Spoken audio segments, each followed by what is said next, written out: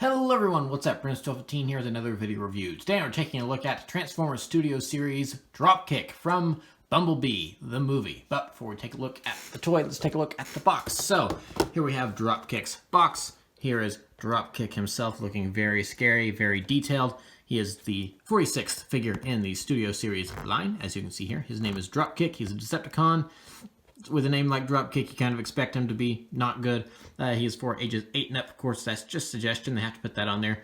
He is manufactured by Hasbro. He is from the Bumblebee Transformers movie.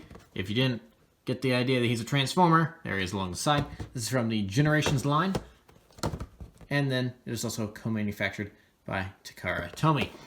On the back, here we have Dropkick and the things he does. He is big screen inspired. Comes with a backdrop. He's from the movie, that's his name. This is the Decepticons' arrival scene. He has a short bio down here. Arriving in Earth, 1987. Dropkick disguises himself as a 1974 AMC Javelin and begins his search for Autobot criminals. This is a licensed Chrysler product. Transforms in 26 steps. Here's some other toys you can buy.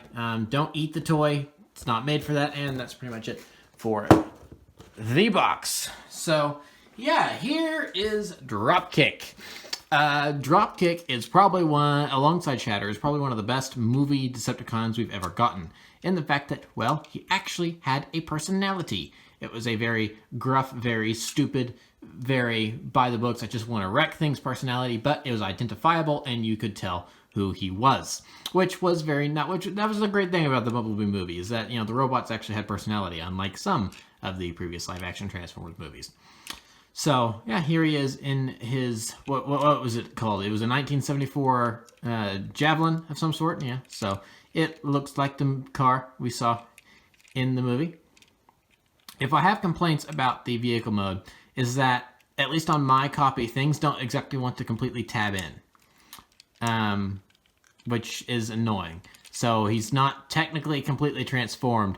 I mean, he is, but he isn't. It's just that the doors just aren't wanting to stick in where they're supposed to. As you can see, there's a port here for that to go in, and then there's slots here for those ports there, but then it doesn't want to go all the way in and then stick where it's supposed to. So I've just kind of had to, and I've wrestled and wrestled with it over the multiple times I've tried transforming him, and that's just how it's going to work out. In that it's not going to completely tab in, but it still works. It still works. He still looks pretty good overall. So, yeah, I do quite like the look of him here. It's a very mean looking muscle car, and I really enjoy that. I really enjoy that about this figure, both he and Shatter. So, he does roll, sort of, kind of, just a little bit there. But, of course, that's probably also because he's not completely tabbed in, just because I'm unable to get him completely tabbed in, which is unfortunate. But, yeah. I mean, aside from that, it's a very good-looking car figure. It's just that I don't know, because I've seen other reviewers get everything tabbed in, so I don't, or start with everything tabbed in, so I don't know why I'm unable to get it. It's annoying. I don't know if it's just a my copy thing, or if I'm doing something wrong and not realizing it. Oh, well, it is an unfortunate situation, but we shall make the most of it here because, well, I mean, look at that. He looks pretty good from the front. He looks pretty good from the front, and I don't display him in car mode anyway, so like it's a big deal. So let's get some size comparisons going on here with some other Decepticars. Here is Barricade from the first Transformers movie. You can see what a difference about 10 years makes in the size of toys. 2007, 28. No, this toy was released in 2019, excuse me, 2019 release. Big size difference there. Big size difference. And then for funsies, we're going to throw in War for Cybertron, Siege, Barricade. So here's two toys that were released in the same year. And they're very much in scale with each other. So that's pretty much going to be it for the size comparisons. Now, he does come with his weapon, which is this kind of pulse cannon thing that turns people into goop. And then there's not really, kind of, sort of, anywhere you can store this. I think it's supposed to kind of go down here, I believe, but it doesn't necessarily fit. I think like I said, I think it's supposed to, because it kind of looks like that's supposed to go like right there or something. But this is something that kind of messes with the transformation. So it's just something that, just leave it off on the side because it kind of messes with stuff. So anyway, so yeah, that's pretty much it for his car mode and some sort of weapon storage. Not really, but with all that out of the way, let's go ahead and get down to transformation. So his transformation, while not everything sticks in car mode, his robot mode is much better. So we'll start by opening up his doors here, and then we can start bringing down the arms, just kind of get them positioned and out of the way here like that. Then we can go ahead and come back here and lift up the back, and then we'll get the feet, the lower legs and feet untabbed from back here. And as you can see, now the whole back of the car is starting to lift up. So we'll go ahead and work on the legs. Just want to bring them down. We've discovered his lower abdomen here. His feet will just turn down like so. And then these side panels here, you want to bring out, swivel them up, push them back in, and then that will collapse back there. Same deal as before. Collapse back there, nice and neat. And then the feet we can just kind of position how we want. So yeah, we got a little bit of a robot going on. I feel like if this toy was actually released in 1987, this might be the gist of what he turns into, but not as of 2019. So we'll go ahead and fold up the backpack a little bit, trying to get that. There we go. So the backpack is done slightly now. We can separate that. So now we're starting to get the shoulders done. So then these are going to be the top of the hubcaps, or the wheel, excuse me, the wheel well in the car. These we just want to bring in once we've gotten this situated anyway. Yeah, so then this will come up and those will connect, and then now we can bring them back because they're out of the way. Then that hood piece will just, it's on that hinge there, so that'll just come back. This is a tricky part because this turns around and swivels, but it doesn't necessarily always want to do that. So I find I have a tough time getting that to happen. And there goes a door, but we managed to get that swiveled around. And doors falling off aren't a big deal because they're just on a hinge like that, and we can just pop it back on. Maybe we can. I know, I've done it before. There we go. Door all fixed.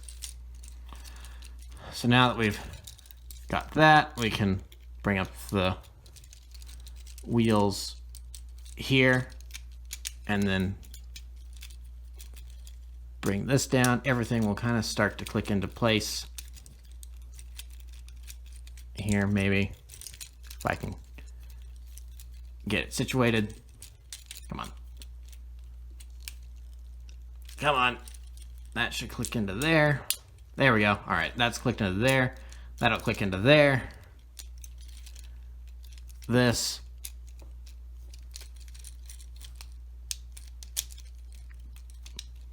We'll click into there. Come on.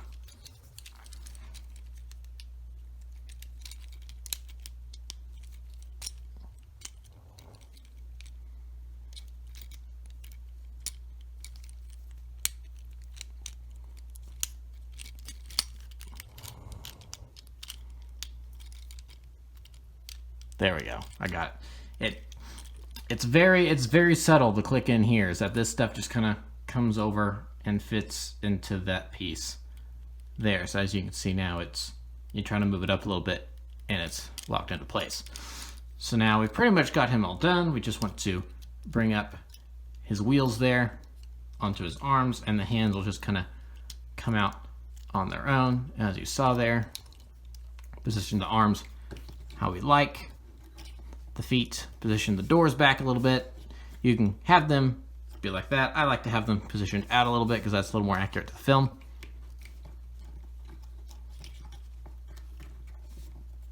Get the legs in a position to where it doesn't look like he's looking down. We'll just kind of check the side there. Yeah, there we go. And there we have Dropkick in his robot mode. So while I'm a little bit disappointed in his vehicle mode just because of the fact that I am, I guess, unable to get everything clicked into place, so his vehicle mode doesn't always come together as a cohesive unit, his robot mode is much, much better. I love his robot mode. This is such a great design, and I love the way it looks. So as you can see here, his face, like all Studio Series figures, is very, very detailed. I kind of wish there was just a little bit of silver paint on the head here, because you can see that all those details are molded into the top of the head, but they're just not painted, which is unfortunate, but it's not a great big deal. I don't really mind it. And then overall, he just looks very, very nice in his robot mode. The backpack is very small. I mean, there's a car hood on his back, but it doesn't jut out or anything. It's very compact against its back, so it doesn't look like it's really that cumbersome, which is nice. So overall, a very, very nice looking robot mode. So we can, of course, give him his weapon here. And we do that by simply tucking in his hand, and then there's going to be a little nub. That little nub will then slide in there. There we go. And now he's got his weapon, and he's ready to turn some people into goop. Those poor, poor people. Come on, stand up, man.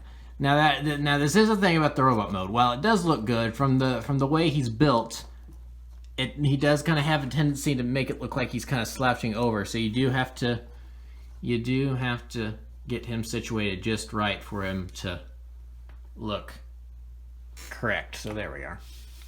Yeah, so there's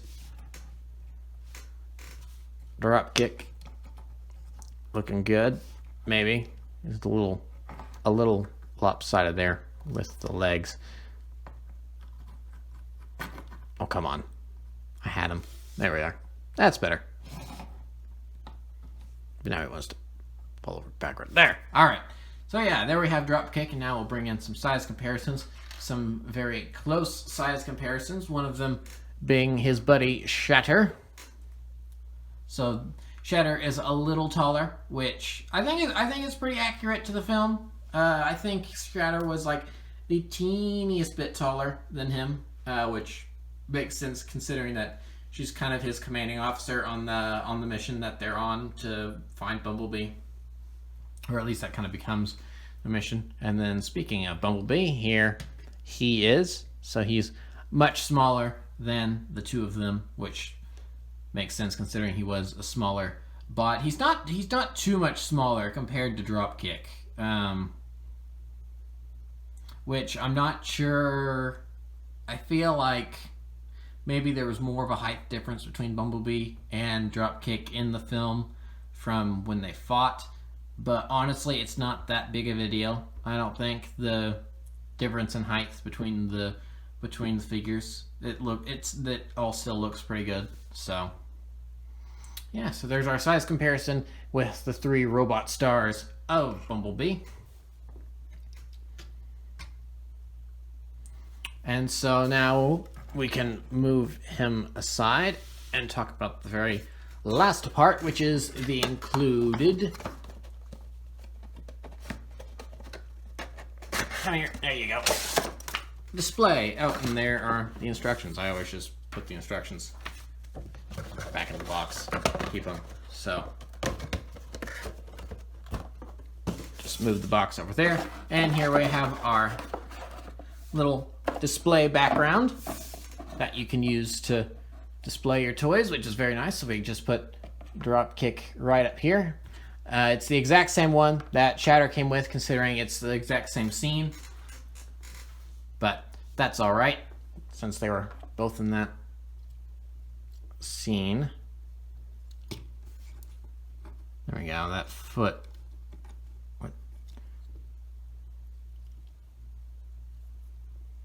I apologize for constantly rearranging how he's set up. I'm kind of a stickler for even posing. There we go. There we go, that's a little better.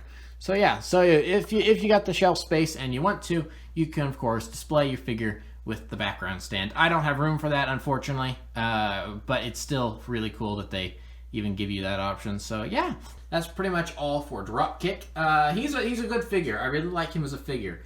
I'm annoyed with the vehicle mode just the tiniest bit because of the fact that I can't, for the life of me, get it transformed completely properly. I mean, it still looks like a car. It's still a very good-looking car, but I just can't completely get everything tabbed in the way it's supposed to go. But I don't know. I feel like that's more of a me problem than a problem with the toy. I could be wrong. It's one of those things where I feel like it should be able to go, but if I push on it too much, then it's going to stress the figure, and I'm going to run the risk of breaking it. But and it's also possible that I'm just not doing something completely correctly, because as we all know, the instructions on Transformers nowadays aren't always the most accurate things. Sometimes they'll kind of mush two steps into one, so you won't completely you won't be able to completely see the way it's supposed to be transformed. And also the way they're transformed in the box to start off with may be slightly incorrect. So when you're doing it the first couple times, you know, you're transforming it from a robot into a vehicle, and from a robot mode that's incorrect. So some things might be in places they're not supposed to, which kind of makes following those instructions just the teensiest bit difficult. But whatever issues I have with the vehicle mode, they're more than made up for in the robot mode. The robot mode is gorgeous. He looks very good, very accurate to the film, at least for the first little bit where he wasn't a triple changer when he was on Earth for like the one scene right when they first arrived. Because he doesn't look like this for long. He looks like this for just a little bit, and then he quickly scans the helicopter mode, and then he's a triple changer, and then he's got the helicopter wings hanging off of him. But overall, I really, really enjoy this figure. I think he's really cool, despite the issues I have with him, and I would certainly recommend him to add to your collection, especially if you want to get all the bots from the Bumblebee movie. And Dropkick is the fourth of 4 characters to be released for the Bumblebee movie, so yeah, I would certainly recommend him. So that's pretty much it for this review. Please remember to like, comment, subscribe, all that great stuff. Remember to follow me on Twitter and Instagram. Those links are in the description below, and I'll see you guys next time. Thank you for watching, and goodbye.